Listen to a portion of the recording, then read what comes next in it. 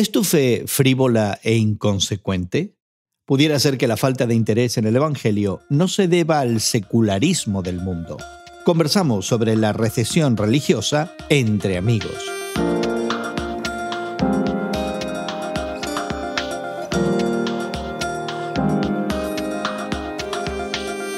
Gracias por acompañarnos entre amigos, esta conversación semanal sobre la fe cristiana y su interacción con el mundo contemporáneo que tenemos Guillermo Serrano, Elsa Mazón y tu amigo Gerson García.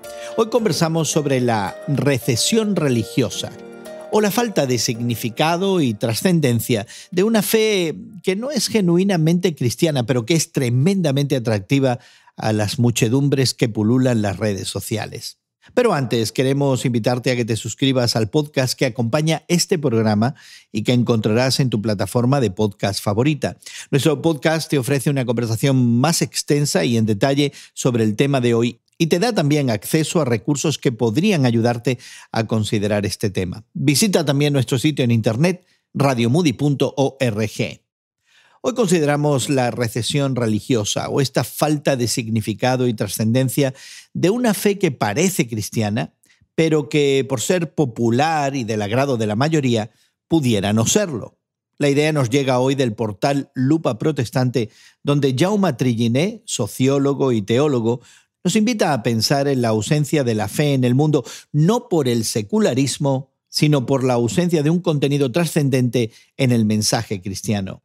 Y Guillermo y Elsa, este artículo nos pone de nuevo el dedo en la llaga porque esta regresión religiosa no es el resultado de la incredulidad y la descreencia secular en el mundo de hoy, sino del fanatismo dogmático y popular del mensaje de muchos cristianos. Tienes razón, Gerson, porque no está hablando aquí de la cuestión secular o secularismo que yo hubiera esperado que hubiera sido el foco del artículo, sino que más bien está mirando el cristianismo como una religión, vamos a llamarla así, que ha entrado en un mundo y en una especie de lenguaje superficial, y no mirando el fondo de las enseñanzas del cristianismo, que son las que realmente valen e importan. Y el hecho de que esa narrativa parece haberse trivializado de tal manera que ya no es relevante al mundo de hoy. Porque no está mirando lo que está sucediendo en la sociedad para tener una respuesta ante los problemas, las crisis y las situaciones que la sociedad está enfrentando. Es decir,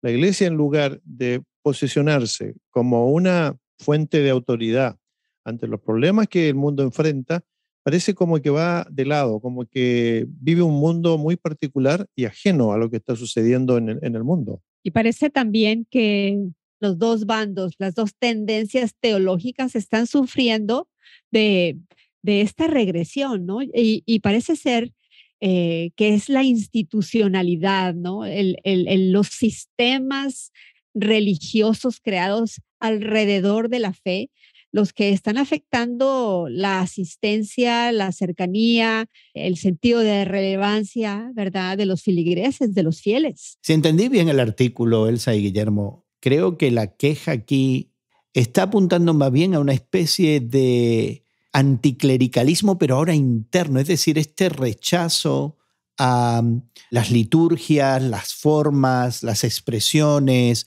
las narraciones que de alguna manera han constituido la tradición cristiana y que ahora nos encontramos personas dentro de la iglesia renegando de toda esa tradición. También desde el púlpito creo que existe cierto temor o cautela por parte de los líderes eclesiásticos de, como decimos en México, de hacer olas, ¿no? No quieren incomodar a los fieles y quieren mantenerlos a todos contentos, pero Jesucristo no mantenía a su gente contenta. Él encontraba de una u otra forma la manera de seguir diciendo la verdad, de seguir incomodando a los que tenían que ser incomodados, pero al mismo tiempo él seguía atrayendo con la verdad, con el amor, con la gracia, a aquellos que estaban dispuestos a escuchar. Acuérdense ustedes, en una frase muy breve, que no había venido a traer paz, sino la espada. Y nosotros hemos espiritualizado ese texto para no enfrentarnos a la realidad que Jesucristo vino realmente a ponernos a todos contra la pared y a cuestionar nuestros estilos de vida, de manera que tuviéramos realmente una posición no solamente crítica, pero también de acción ante las cosas que pasaban en nuestra sociedad. Creo que Dios no impone una manera formulaica de cómo debemos adorarle, pero creo que debemos de atrevernos a decir las cosas como las vemos, como nos las está revelando realmente la palabra de Dios. Nosotros tratamos ahora de no arriesgarnos, ¿verdad?, a llevar el evangelio a lugares que nos incomodan. Mi problema es este. Las iglesias hoy día, las congregaciones, todos los servicios de fe que nosotros podamos decir hoy día, están limitados en cuanto a la actitud de servicio por la dependencia de los líderes, por la falta de tiempo y además porque el servicio dominical se ha constituido en la única expresión de un segmento del cristianismo en donde la gente va, se saluda, se reúne, escucha 20 minutos, 25 minutos de un sermón y luego corren despavoridos a sus coches, a sus autos y no quieren saber nada más hasta el próximo domingo. Es decir, hay una desconexión entre lo que se recibe en la enseñanza y las cosas prácticas. Santiago, uno de los hermanos del Señor, dice que la religión sin mancha delante de Dios es atender a los huérfanos, a los necesitados, a las viudas y guardarse sin mancha del mundo. Y sin embargo, nosotros nos olvidamos de muchas de estas cosas. Es que somos grandes conocedores de la palabra, la estudiamos cada semana, somos oidores de la palabra, pero necesariamente no somos hacedores de la palabra de Dios, porque recordemos esa frase clásica, ¿no?, que se le atribuye a San Francisco de Asís, ¿no?, que decía: cuando puedas y en cualquier parte, estate listo para compartir el evangelio. Y si es necesario, utiliza las palabras. Que nosotros como cristianos, cuando hacemos las buenas obras de Dios en su nombre y como vivimos diferentes al mundo, entonces esa fragancia sube como alabanza a Dios mismo y otros la perciben y dicen: yo quiero esto, ¿qué es? Y ya nos da la oportunidad, ¿verdad?, de ofrecer a Jesucristo. Pero fíjense qué interesante, porque nuestra conversación basada en este artículo comenzó con una pregunta, como solemos hacer, buscando algunas causas de esta regresión religiosa que de alguna manera el artículo, y nosotros creo que estamos de acuerdo con este posicionamiento, define como esta frivolización de la trascendencia del evangelio. Y hemos terminado hablando de la participación de cada uno de nosotros y de nuestra vida consagrada al mensaje de Jesucristo. Es decir, que demos una respuesta coherente a lo que Jesucristo decía de amar a Dios y amar al prójimo de forma concreta. Es, al final de cuentas, vivir la vida de Cristo ante el mundo. ¿No estamos siendo simplistas en eso? Bueno, eso de ser o no simplistas, yo creo que se aplica muchas veces en nuestra manera de actuar, ¿no? Porque a veces somos frívolos y a veces somos superficiales y a veces somos también personas que mostramos una cierta indiferencia ante las necesidades de aquellos que nos rodean. O sea, reunimos todas esas condiciones que pueden ser negativas y no nos damos cuenta de eso. Es por eso que la acción del Evangelio, ¿no?, el estar en contacto con algunas de las declaraciones del Evangelio, creo que nos hace mucho bien. Creo que también desde nuestros púlpitos, desde nuestros grupos de oración, debemos de hablar de estos temas, ¿verdad? De quiénes son hoy, ¿verdad?, los leprosos a los cuales la sociedad en los tiempos de Jesús repudiaba.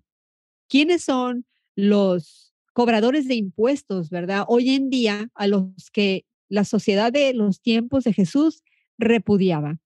¿Quiénes son esas mujeres manchadas, ¿verdad?, a los cuales la sociedad en los tiempos de Jesús repudiaba? ¿Y quiénes son esas personas en nuestros días a los cuales nosotros como comunidad, que nos vemos a nosotros mismos, santos, representantes de la iglesia de Jesucristo, repudiamos? Y sin embargo, Jesús se acercó a ellos, Jesús les tendió la mano, Jesús habló con ellos, Jesús los salvó. Bueno, incluso con todas esas sensitividades que tú nos has hablado, ¿no estaremos contribuyendo nosotros al resultado de esta banalidad de la fe?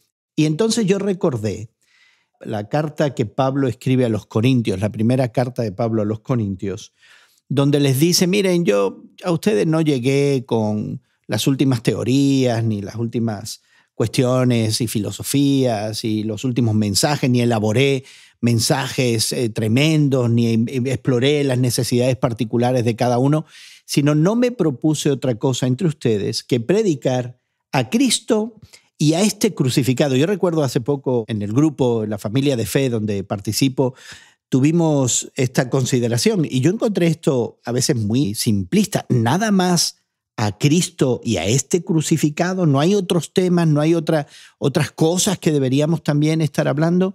Y me llamó mucho la insistencia de Pablo en este punto de Cristo en la cruz, que es un gran escándalo, y él va a elaborar un poquito más acerca de eso, algo que nos incomoda y algo que no podemos resolver todavía. ¿No será que nos estamos olvidando de eso? Gran pregunta y también pocas respuestas, porque el hecho de la crucifixión fue una cuestión cruenta. Hoy día, por ejemplo, cuando nosotros vemos las noticias de todos los días y nos hablan de bombardeos y de crímenes, hay una advertencia que dice las escenas que van a presenciar pueden ser violentas.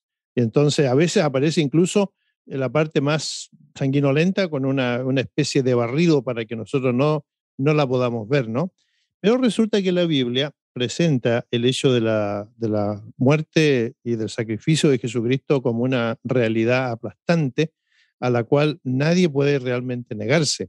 Ahora, la crucifixión no era una cuestión exclusiva para Jesucristo, sucedía como un castigo que imponía el Imperio Romano a todos los que eran acusados de revolución contra el imperio, que no querían reconocer al César o lo que fuera. Entonces Jesucristo, para poder ser crucificado, de acuerdo a las leyes romanas, fue acusado de ser un sedicioso, que iba contra las leyes del imperio. Eso le cupo muy bien a los líderes religiosos que querían que él muriera, pero para nosotros los creyentes, la crucifixión viene a ser la única manera como nosotros podemos realmente alcanzar la salvación, la relación con Dios. Creo también que en la sociedad actual, tan enfocados en el triunfo, en cada vez crecer, en cada vez mejorar, en cada vez ganar más, superarte todo el tiempo, se ha infiltrado, ¿verdad?, a la manera de pensar y a la manera de predicar y a la manera de vivir dentro de nuestras congregaciones de fe. Ese triunfalismo, ¿verdad?, que es realmente banal, obliga de cierta manera gente que en grupos de liderazgo eclesial han mordido ese anzuelo del triunfalismo y presentan solamente ¿a quién? A un Cristo resucitado.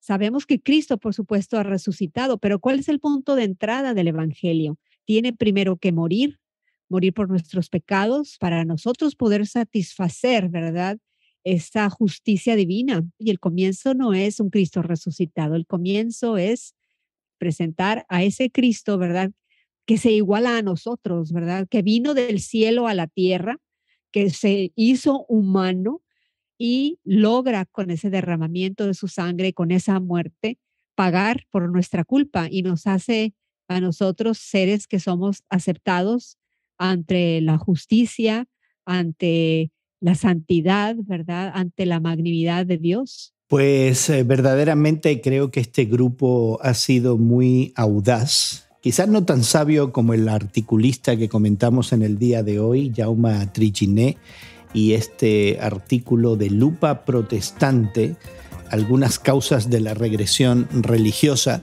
porque él hace la pregunta y no da respuesta. Nosotros creo que hemos terminado apuntando al gran escándalo de la cruz, algo muy difícil de digerir, pero que de alguna manera te desafiamos a considerar en el día de hoy.